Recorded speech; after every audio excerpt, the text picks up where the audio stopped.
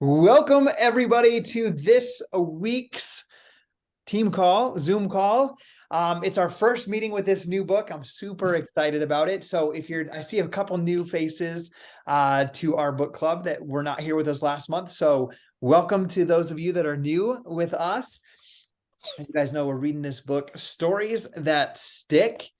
I'm loving the book. I haven't read the book before. But I have seen Kindra Hall speak and share stories on stage, and it was probably one of the most captivating keynote speeches that I've ever heard, just because of her ability to tell stories. So I'm excited about this book. As I've had conversations with people that I mentor and work with, I've seen them saying, a couple of them have said they're enjoying this book more than High Performance Habits because they feel like they had their habits in check, that they were already doing those things. And so this was the next place that they really needed to get connected and learn. So I'm kind of the opposite for right now. I enjoy the book. It's a really easy read for me. It's entertaining.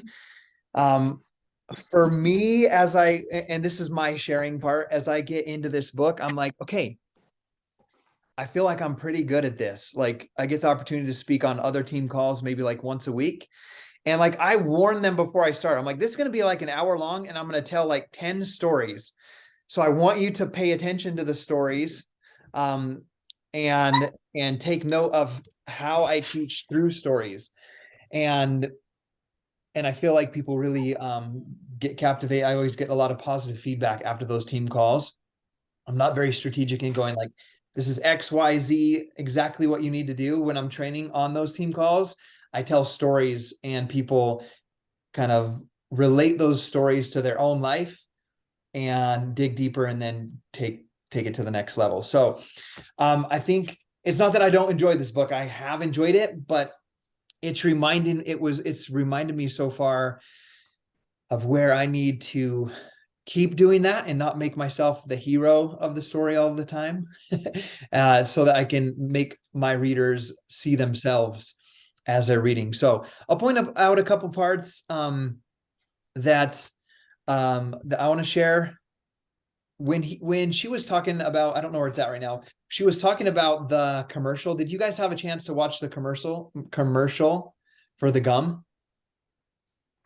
Did you have a chance to watch that? Okay, so what I want to do for my part of sharing is I'm going to share that commercial for extra gum. I don't even have it loaded up, but I know I'll find it quick. I'm going to share this commercial, and I have to let you know ahead of time. If you see me crying, let me load this commercial real quick. Ad Manager is the easy way for businesses like yours to advertise. Okay. I'll try not to cry. I showed this to Gabby and I was like, she's like, dude, are you okay? She's not as emotional as me, but I'm over there like trying not to cry while she's watching. I'm like looking at her to see if she's reacting like I am. Anyhow, I'm going to share it. Share my screen. So she shares this, I believe, in the very first chapter. She shares about this commercial and the power of telling stories and why this commercial was so powerful. Anyway, the long run of the story is that the company was doing not as well. Their revenues were going down.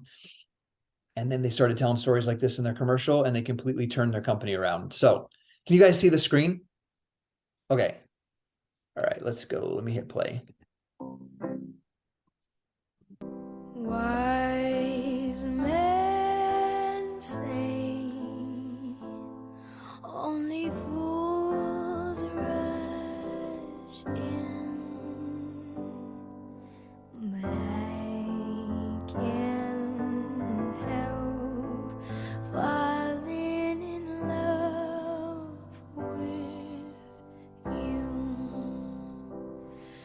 Oh, shall I stay? Would it be a sin? Oh, if I can't help falling in love with you. Oh, like a river flows surely to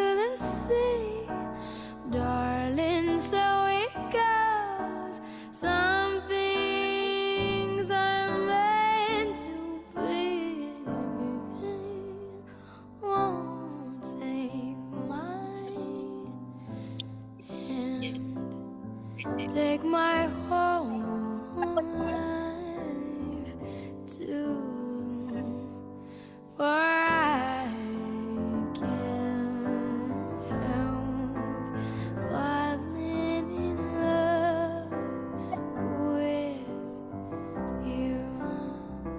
Oh, for I can't help falling in love. Give extra, get extra.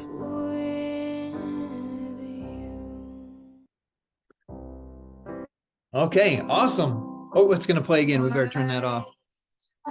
Okay. So she talked about that commercial in the first chapter. And so I immediately stopped reading and I went and Google searched it and watched it. How many of you guys are like moved by that? Did it make you think about parts of your life? That's what it did for me. Made me kind of reminisce on things, parts of my life. But you can see how that commercial doesn't just say like, here's the gum, this is why you should get it, here's what the flavor tastes like. It told a story, right? And we connect to stories more than just facts. So I always remember this, the saying of facts tell, stories sell. And I don't chew gum, but I was like, man, when I go to the store, like that package of extra, it's gonna like stand out, and it's gonna make me think about that commercial. And so that's the power of stories, and why I think this was so important. The one thing that I'll share outside of that is on page 40. It is in chapter, there's a lot of things I could share. In chapter 2, there's a section called What It Takes to Tell an Actual Story, page 40 and 41. This is what I needed, is just a real brief like outline of this is what you do. And it says, what you need are the 4 essential ingredients that make a story, and a simple way to put them together. And you have to come to the right place. And then it says the 4 components are: number 1, identifiable characters. Number 2, authentic emotion. Number 3, a significant moment. And then number 4, specific details. Okay, and those 4 things. So it made me think, and I would just want to share with you guys, then I'll pass the time over to one of you guys. Actually, I'll wait on that. Okay, I want someone else to share, or else I'll just talk the whole time. And I don't want to be that person. So who else wants to share something that you liked from these chapters? Hey, Scotty, I'm happy to share. Can you hear me? Yes, we can hear you, Ashley. Okay, so it just made me think about, sorry, I'm in the car driving with my kids. It just made me think about the stories. Guys, on the call. Made me think about the stories related to my mentor, Missy Reber, that have stuck with me the most. Like, they're those posts that who knows when she posted them years and years ago. And it just like hits me. So one in particular was a picture. This is like when I was a brand new coach, a picture of a bunch of bills on her like dining room table. And she lives like kind of in a rural part of Oregon. And I knew this about her, but she doesn't check her mail very often. So when she picks up her mail, it's like a big stack because she has to walk quite a distance to her mailbox. And what she had done with her Beachbody business is she had made a separate bank account. And in the separate bank account is where she put all of her earnings. And her husband had just got out of pharmacy school and was working these long hours as pharmacists do. And she had 4 small children at the time. And she picked up the mail, and she, it's very similar in a lot of ways, Scotty, to your story about talking about your bills. But she just talked about how she opened these bills, right? And was just like wondering what to do. And she had forgotten, because she was just like so in love with like getting healthy, and so in love with feeling, like the best version of herself, that she had forgotten that she had opened that separate bank account.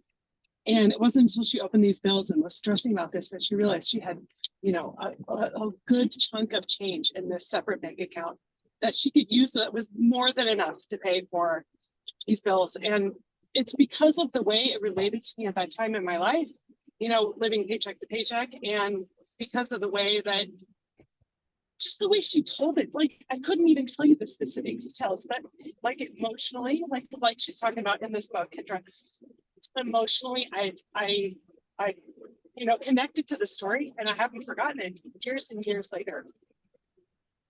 I love that. Thank you. So that's a great example of how Missy used storytelling, and it made Ashley put herself in that same position, connect with her on that level, put herself in that position. And then here Ashley is as a coach as well. Awesome. Who else wants to share? Laura. It reminded me of how I felt. And I don't know if all of you have ever seen one of Body's infomercials, but it reminded me of the night that I was sitting on the couch. It was, I can tell you exactly what time. It was December 28th, 2010, about 11 o'clock at night. And I was up all by myself, and I just felt sick and tired of being sick and tired. And this infomercial for P90X came on, and it drew me in, and I still get chicken skin thinking about it, because it was like they say you want to be mesmerized and drawn into the story. And I just sat there looking at those bodies and thought, could I do that myself? I mean, they were much younger than me, but then I realized how old, what's his name? Tony Horton. Tony Horton, thank you. It's COVID brain and age related. I'm sorry, I can't remember names. But it was just, and I realized he was my age, and if he could do something that extreme, so could I. And so that's the story that I can relate to when it comes to my body experience. It was a fascinating time, and I ordered it and I did it, and I got great results. And, I put myself into the infomercial and did it.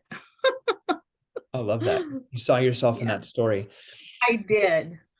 The same thing with me. I had over 30 people send me scripts, and I see coaches ask me all the time, what's a script I could use for this or that? And I'm like, I don't use scripts, because I was turned off by scripts, and I was like, I'm not going to do coaching because that's what I thought it was, until I heard Lindsay tell her story. And all it was Lindsay just on a video clip. Like, she shared her transformation, but then she went on to say that she had started this business called the Bombshell Bartender, something like that. And, her and Billy had met, and they had their daughter, London, and she was born prematurely, and they incurred a few $100,000 worth of debt. And Lindsay just tells the story of how she was able to, she did P90X. She called the company. They said that she could sign up and refer programs. And so she did that. And she said that she'd been helping people with P90X and with these workouts.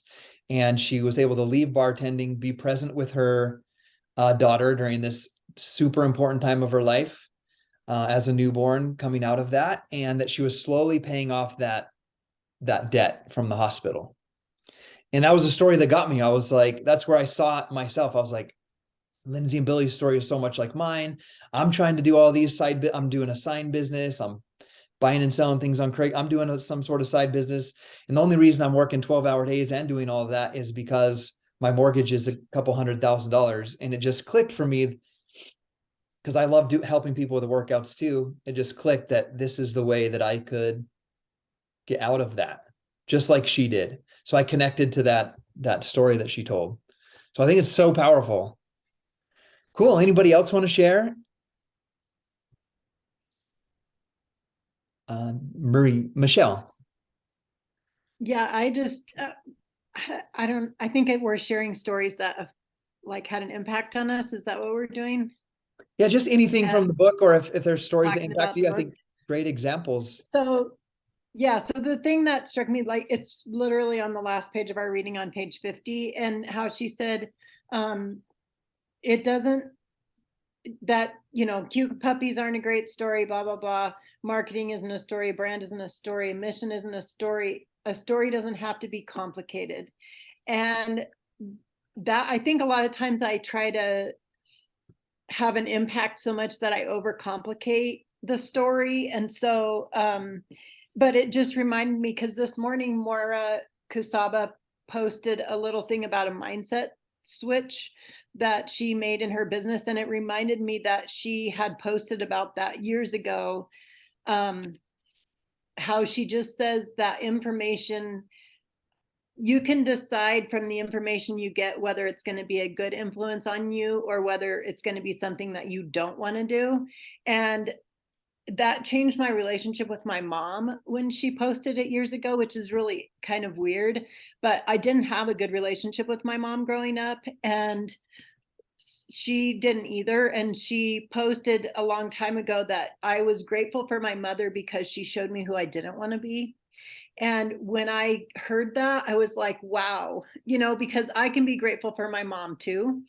And that was just a way that I learned that I could be grateful for things that weren't positive in my life and help it be a positive in my life. It just was a really cool mindset switch. And it was so simple. And then to finish reading this chapter this morning after I saw that, I was like, it doesn't have to be complicated to make a massive impact on somebody, because now my mom and I have a great relationship, and because I've learned how to be grateful for her. So it doesn't have to be complicated. That was really good. Thank you. Who else wants to share? I would like to share. Yes. It's Carrie. Oh, hey, Carrie. I have always been fascinated by people's stories, and I think it really evolved when I was a kid. I always saw people as like, wow, like, are they living a real life? Are they living, like, is that true? Like, so I would always go to church and I would see people so happy, and my family just wasn't. And I never really thought that was something that was real. It just seemed very fake to me. And until I went to college, I realized that, you really can make up your own story and live your own story. And so that was like really impactful for me. And then when I had teachers and mentors listen to my own story of my life and like my experiences like that, I mean, I'm a first generation college student, like that was so empowering for me. And I realized that like I had so much potential and I had so many good things that I could share with people in the world and like my education. And so that just like really lit my fire, and I loved being a part of things. I still love being a part of things. So actually I hadn't read this book, and I was on when she came out with her new book, or was about to launch her new book. Anyways, I was like on like a call with her, and I just remember her talking about like her life and stuff. And it was just really cool to hear that. And then I really enjoy knowing a little bit about the authors, because I then can hear where they're coming from. So again, that like goes into the stories. Anyways, so I'm just kind of saying like, I really have been enjoying how important stories are, and especially from her aspect of how when she was researching, there was like nothing about storytelling and just how important it is. So it was just really cool to be able to, I don't know, read those things and just think about, my own life and how many people I could still impact, whether it be Beachbody or just living my life. Like, I think it's so cool to be able to, especially even be in this space and like share our thoughts with and stories with each other. Cause I mean, I still look back at my story and I know I, can do more. So I don't know. I hope that made sense, but Yeah, it did make sense. I, along with everybody on here, are going to encourage you to share your story more, parts of your story, and tag us so we can learn about it as well, and that you can reach the people you need to reach. Cool. Matthew, do I see your hand up over there? Yes, sir. What's up? Great. Yeah, so one of the things that really stood out to me, just because it's happened to me so many times, she asked the question, or was talking about, whenever you're listening to a podcast or listening to something in the car, you miss your turn because you're so captivated by the story. And I listen to a lot of podcasts, read books, and Audible and all that stuff. So I'm constantly listening to things in whenever I'm driving, and that's happened to me a number of times. And so I could obviously relate to that story. And but what really kind of caught my attention on that is she said, did you feel coerced, or I forget the word she used, but did you feel like they stole your attention, like they took your attention away from you? And not at all. I was just captivated in the story. My mind was just deep in the story and really paying attention. My attention was so focused on the story, and I didn't feel manipulated or anything like that. And one of the, I don't want to say concerns, but one of the thoughts of, trying to craft this story to not manipulate, but to try to say the right thing and to capture your attention so that I can convince you that you need to purchase this, or that this is the right solution for you, or whatever it may be. But just really the authenticity of the story will captivate them in itself. If you just really tell your true story, there's an audience out there. There's someone out there that's going to connect to your story. And I don't want to try to create a story to connect with a certain type of person. What I need to do is really just tell my story, tell an authentic, true story for me, and the people that I want to connect to will definitely connect to that story. And that's who I want to draw in anyway. So quit trying to tell the right story to touch some specific person. Just tell my story. Those that I connect with are the people that I'm going to build the best team with anyway, and not worry about whether I'm stealing their attention, manipulating their attention. We'll connect on that. And I think that was really powerful and something that really stood out to me and my biggest takeaway. I love that. You and Chris have a story very similar, and like, out of looking at everybody on this call, I mean, I've worked with a few of you in person, but man, your stories, because I've heard you tell them, stand out to me. So, and they've impacted me, which makes me care deeply about. I care about everybody, but I care extra deeply because I know your stories. Appreciate that. Yeah. Awesome. Who wants to share next?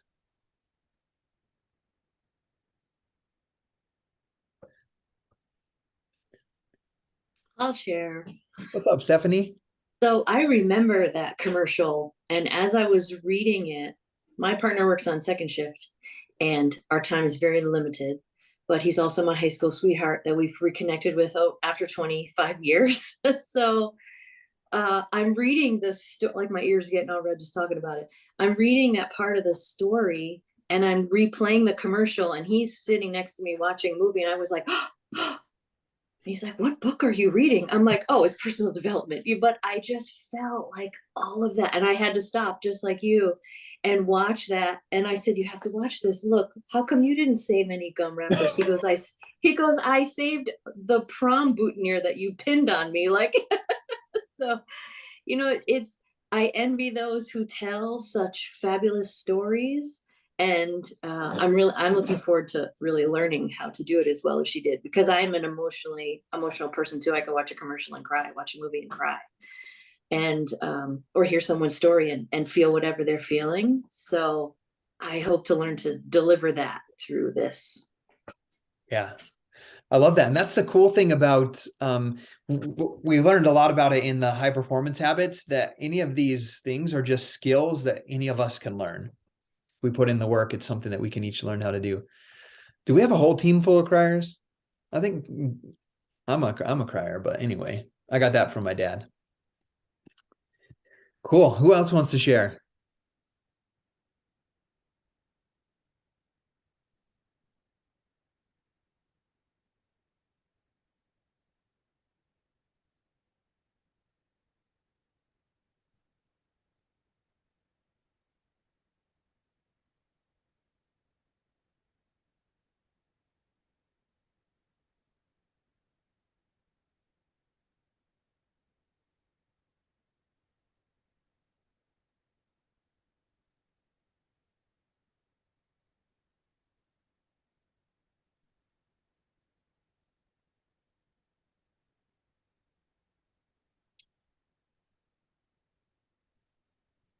I got one quick thing that I want to share. I'm just looking for things I have highlighted here.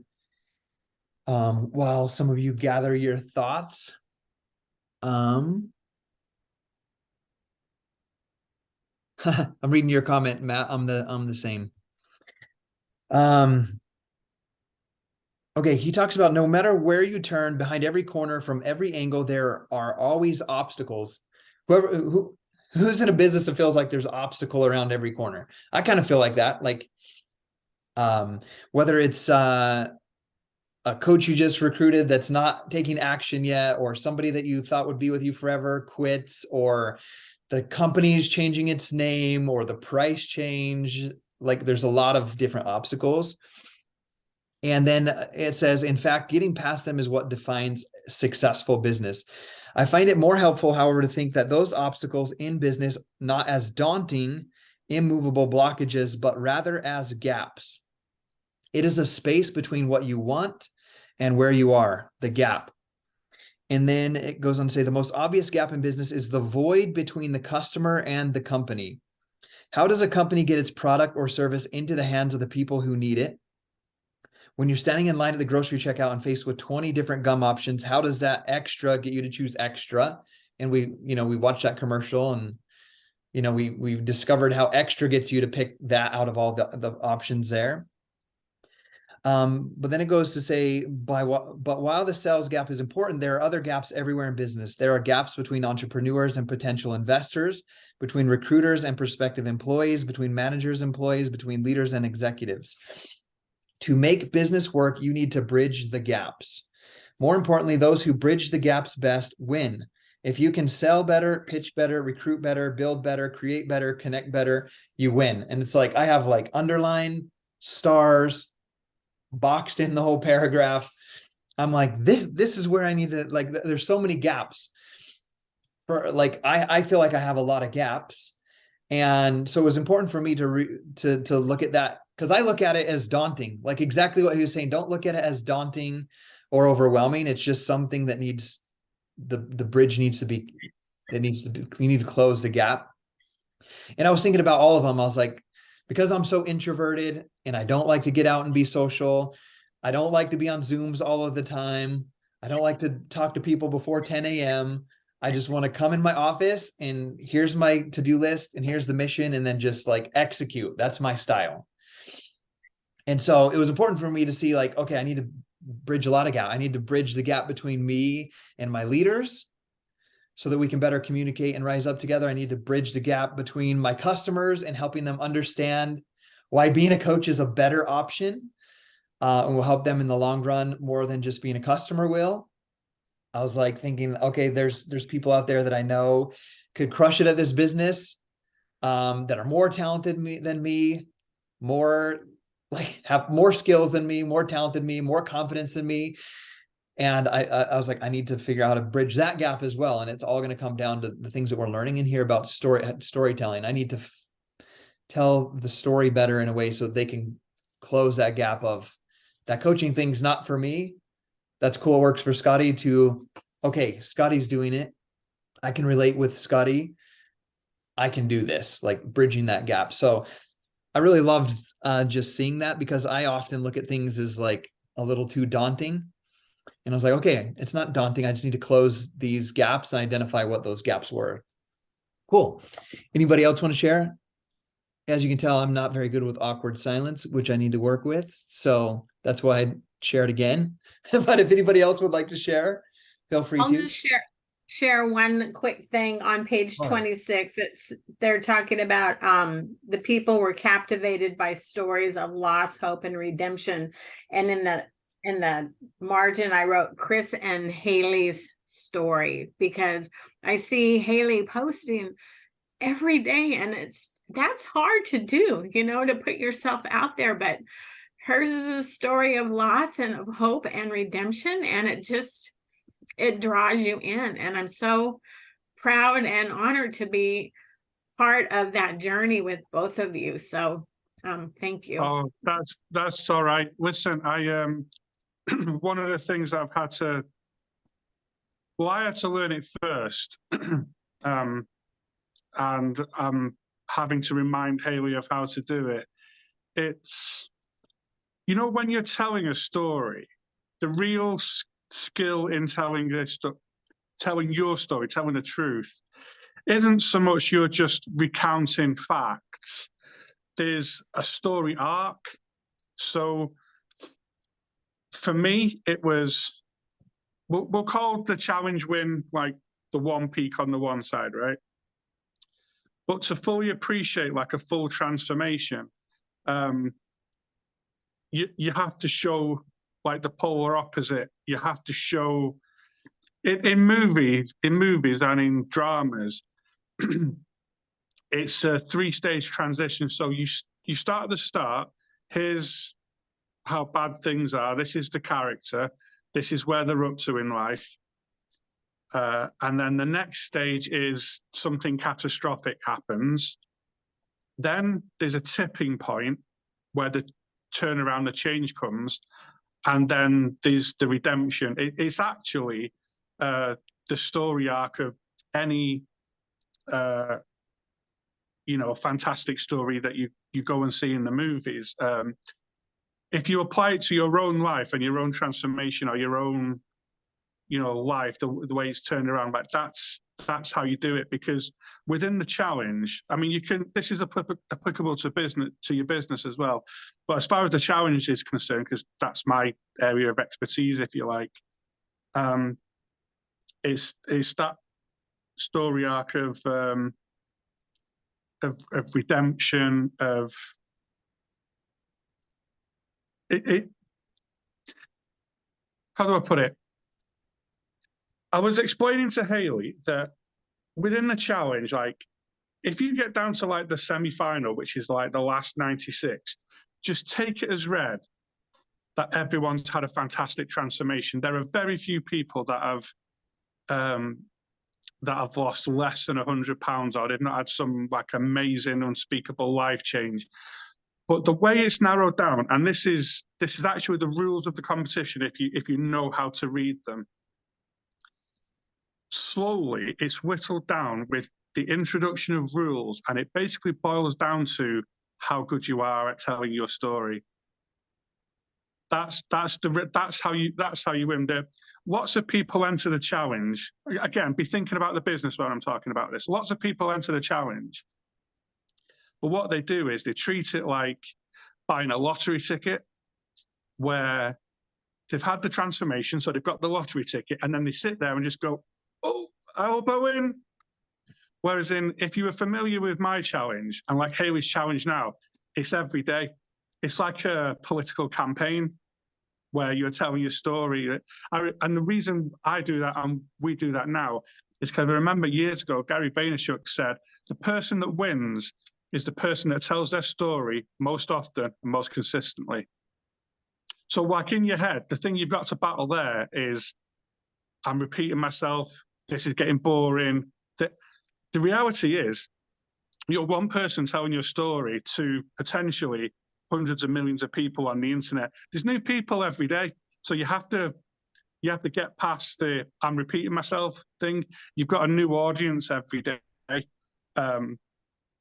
where you're sort of repeating that story arc. Now you can do it in the space of like 2.5 minutes, where call it your highlight reel, or you can do it over the space of 3 or 4 stories a day for 5 days. Tell the story over that stretch of time. There's loads of different ways to tell your story in a 1-hour live, an interview with Scotty, a 1 minute.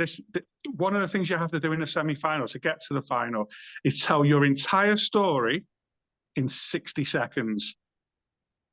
So you've got to get all the worst pain points of your transformation and the most inspiring parts of your transformation and cram it into 60 seconds.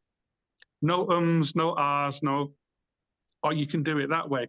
But what remains is the principle of that story arc. Here's where I was. Here's how bad it got. Here's where I turned things around. Here's how I did it. Here's where I am now. That's the story arc. That's it in a nutshell. Like it's not complex. If you write that down, that story arc, and then you can stretch it out in all the different ways that I mentioned, in your stories over the course of a week, in a 1 hour live, in a 60-second TikTok or a reel. It's that principle stretched over. I'll be perfectly honest, I forgot how I started, and I'm not even sure if I've made my point here, but I hope that was helpful. You absolutely have. I was hoping you would hop on here and not necessarily share something from the book, but just share because the Beachbody Challenge win, obviously you had an incredible transformation, but we know that it was the storytelling. It really was, because objectively speaking, now don't go, oh, no, Chris, don't be silly. Or I am not reaching out for compliments now. Out of the final 4, I did not look the best out of the final 4. I wasn't the most shredded. I wasn't the most anything. I'd lost the most amount of weight, but like objectively speaking, there were at least 2 of them that physically looked better in terms of like being ripped to shreds. And in actual fact, well, everyone was being polite in the aftermath, in the direct aftermath. Everyone was being gracious afterwards. When that kind of subsided in the following days, some of the other finalists got quite nasty. Like, why did he win? I was more shredded than that. Like, I'm being perfectly honest now. This is like, don't repeat this past this. Actually, it's going on YouTube, and I don't matter now. But they were all, I swear, like they were saying, he wasn't this, he wasn't that. It was storytelling. All I did was, okay, the trick is, I didn't know who any of them were until I arrived in Indianapolis. Because I thought, well, if I'm going to win it, it's going to be because I told my story and not because I bothered about what anyone else is doing. It wasn't arrogance. It wasn't important to my journey. And the same goes for like your business. It doesn't matter whether there are people around you who are whatever, Star Diamond, or lost more weight than you, or had a more tragic story that they've had a comeback from, or whatever. If you just tell your story honestly, authentically, and the important bit is consistently, that story arc I was mentioning, like that's the most important part of it. It's not who's the most ripped or who's whatever. It's not that. Like I proved that. I proved it. You can look back at some of the in fact, if I don't know if who was that in Indianapolis, I think it was the day before. There was a couple, older couple, and I think they'd lost like 250 pounds each. Like they were on stage. I mean, they shared their story. They got on stage and spoke as a couple. If it was down to who'd lost the most, like they didn't even make the final. It wasn't because of that, because they weren't particularly good at talking like on camera or whatever. They were perfectly sweet and they've had an amazing transformation. But yeah, that's what it comes down to. Oh, and I will say, I think Scotty can back me up on this, and I wish I had some like older YouTube videos. Me talking like this, as confident as I may sound or appear, like this is not where I started. Like it really, really isn't. I started on night shifts, not speaking to anyone, not seeing anyone. Like I did not know how to speak to people because I didn't. And then it was that interaction with Scotty from the advert. Like everything you see me do has been learned from scratch. From physical transformation, mental transformation, when we meet each other at Summit or whatever, like it's all of it is from scratch. You can learn it. You can learn it. I love that. Thank you for sharing. It's like, it reminds me at the end there, everything is figure outable. A lot of times you might see someone like Chris as the Beachbody Challenge, or maybe where I'm at, and not realize that it really is just showing up every single day. That comes to sharing your story, comes to how you do your social media posts. how you make your invites, and so forth. I see on the Facebook memory sometimes my Facebook posts that pop up, and it's like, I'm like, oh my gosh, I can't even believe anybody was like, well, nobody was liking the post except my mom and Gabby. But anyway, I was posting and I was learning. So it just takes time, and know that everything is figure outable, just like learning how to tell a good story. And I think it's been mentioned on here, but just remember that a good story is not compared to anybody else's story. Like when Chris tells his story, it doesn't, like when I hear Lindsay tell her story, or I hear Chris tell his story, nobody is being like, well, that story is better than that story. They just connect to a story and how that relates to their life. So as you tell your story, remember that, like, you have a life, things that you've gone through in your life that other people will connect with, that maybe they can't connect with anybody else other than you, by telling that story. So cool. Anybody else want to share? We do end these calls on the hour, so we do have 15 minutes. But if we ever run out of thoughts, we can always wrap up till the next week. But I want to make sure everybody has an opportunity to share if they want to. I just comment on the flow of the book.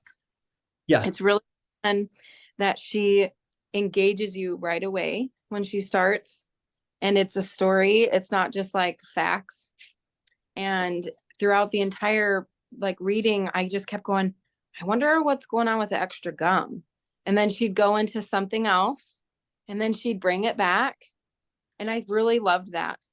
And I want to do more of that in my own story. And because I think that we can't tell our entire story in one post or one video. So I think that it's just really cool when she is sharing all these things. And I actually hadn't seen the extra video until you showed it. I had meant to, but yes, it makes it more of like, I'm getting to know you and who you are, and I'm valuing who you are and like what you've done and who you're becoming, versus like, oh, that's a great, like, thanks for telling me all the facts. Okay, what's next? So I love the flow of her story. And my guess is that she's probably like that as a person. So I would love to meet her. Yeah. Oh, that would be cool if she came to Summit this year. Yeah. Yeah, it's great. It's like she's teaching us how these stories that stick, it's, how storytelling can captivate customers, influence audience, and transform your business. And a lot of times we think when we're trying to recruit somebody to be a client or a coach or partner on our team, that we have to give them all of the facts. This is what it will do for you. This is how you sign up. This is how much it will cost. This is what you can earn, like all of those things. But she does a great job, just like you were sharing, Carrie, of like, she tells stories and you're like, okay, I want to know what's next or how that leads to the next thing. And that's something we can all do. As you were saying that, I was like, man, I do pretty good on a live team call at telling my story, and once in a while I'll tell parts of my story on a social media post, but I do see, thanks to Chris reminding me, that sometimes I'm like, man, my people have heard this story so many times that I don't want to bore them with the same thing. Not really that somebody else might be out there to hear the story. So I am making a commitment to not hold that back from other people. But I also, as you were sharing, I was thinking about in my Instagram stories, I absolutely suck right now, because I'm like, here's a photo of my shake in the morning. Here's a 15-second of my workout clip. Here's me on a Zoom call. Here's me, right? Here's me hanging out with the kids, and there's no storytelling. So I know that I've developed skills in the storytelling capacity. I just need to apply them into my Instagram and Facebook stories, like just telling little stories here and there versus just being so bleak and boring, I guess. So that was a good reminder for me hearing that. Awesome. Anybody else want to share? Or if you want to even practice sharing a part of your story, we'd be more than happy to hear something from your life.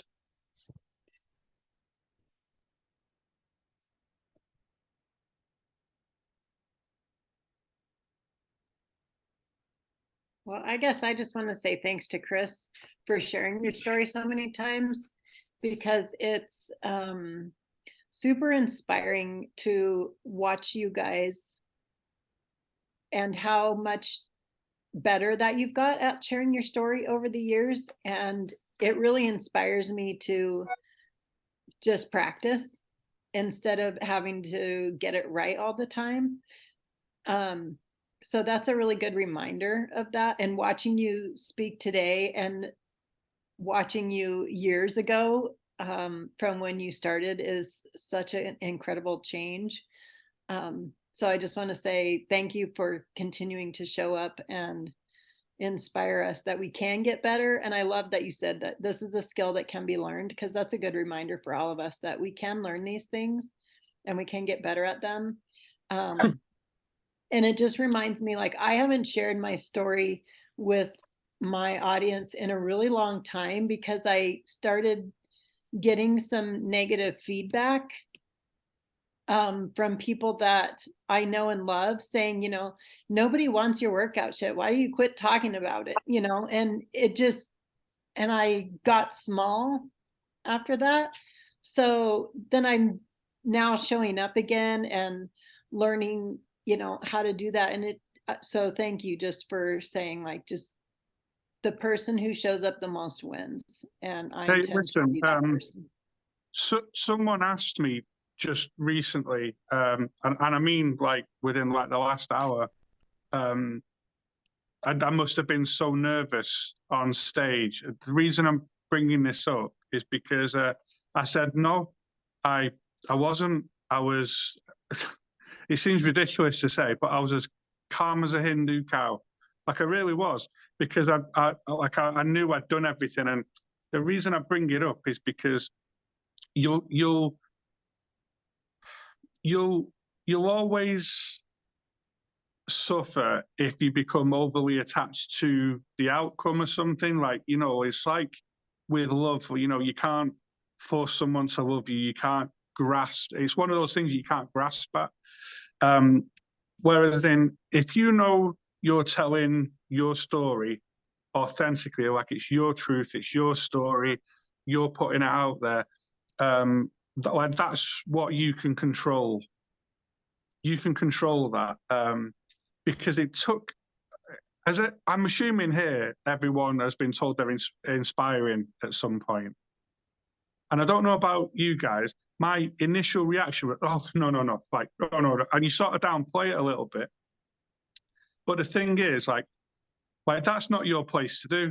And it's not my place to do. If someone else says, oh, I'm so inspired by you, try saying you're welcome.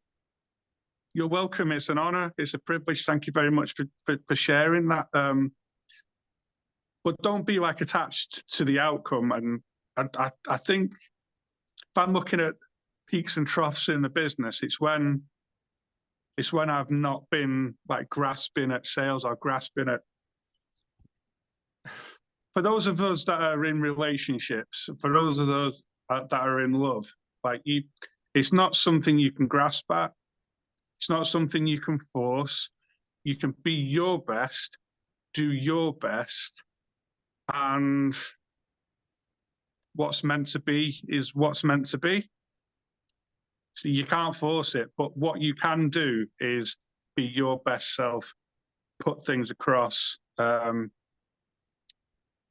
then the right people will stay and be a part of your life, and then you bless and release the ones who aren't. Yeah, I love that insight. And I'm going to reiterate what someone shared in the comments. They don't pay your bills. It's like a simple saying, but the critics don't pay your bills. So ignore them. Like, they got hurt people. I believe it reminded me of one of my very first coaches and very first diamonds. Well, not diamonds. She came into my business through one of my coaches, and like super supportive. I was like her upline coach. She was the diamond coach. But the story I told all the time was, I wanted to make $10,000 with this business, because if I could make $10,000, I could bring my wife home from work at nights, and I could drive home from work, and my wife would be home. We could eat dinner together with the kids, and we could go out and kick a soccer ball, take walks. And that was the why. That's why I was going to help as many people as possible, get results with P90X and Insanity, so I could experience that, because our first 5 years of marriage, we lived separate lives. And then we achieved that. We got to the point where that could happen. So I needed to set new goals. I needed something more to drive for. And I had this goal of earning 6 figures so I could replace my income and be home. And I tell the school, but I would tell the moment when I picked my daughter up from the school bus. I won't go over the story again in this call because of the time, but that's when I realized my purpose was bigger, and that I wanted to never miss another day, another moment in my kid's life. I didn't want to miss out on that. And I was judged for that by coaches on my team. Like, when did you become this person that wanted more? Like, I thought you were doing this to earn $10,000. Now you want to go do all of these things. And I got judged for that. And I was a bad person for wanting more than I had already gotten, right? So there's always going to be people, whether it's family, whether it's friends, whether it's coaches on your team or clients, that will judge at some point. But kind of wrapping back around to what Chris said, as long as you are true to your story, to who you are, to what you're doing, why it's important to you, and you do your very best to serve and help people, then it doesn't matter what anybody else says. And I just want to remind you guys of that today. And I think the very best thing that you can do is show them. That's kind of what I said. Like, I'm going to show you, like, I'm going to help so many people that no matter who out there wants to say something bad, if that's what their desire is to do, is to try to paint you as a bad person or whatever, like, it's just people would laugh at that comment because they see the amount of people that you've helped or the work that you've done. Does that make sense? So I kind of made it like a resolution that, like, I'm going to help so many people that it would be impossible for somebody to say, oh, he's in this just for the money, or it's like, he's not really going to help, whatever someone might say. So make a goal for yourself, and then make that your standard of who you show up as. Cool. I think just a decision like that alone, in whether it's this business or any business, will take you to the next level, because you're not doing it for an extrinsic reward of a dollar amount or a recognition on the stage. You're doing it because of who you want to become and who you want to show yourself that you're capable of. Cool. Well, I want to say thank you, everyone, for hopping on this Zoom call. I absolutely love Book Club. I love meeting with you guys. I'm going to encourage anybody that's been on here and hasn't shared to share. Even if you're scared, this is a very safe place, and we're all here to support you in learning and growing. I'm going to just look up the next reading assignment real quick. Week 2 is going to be chapters 4 and 5, pages 53 through 108. And we will meet next Tuesday on February 28th at noon Mountain Time. So thank you guys for being on here. I'm going to take a little 5-minute break, and then I'm going to do a little mastermind with some of my coaches, and I'll see you guys in here next week. See you guys later.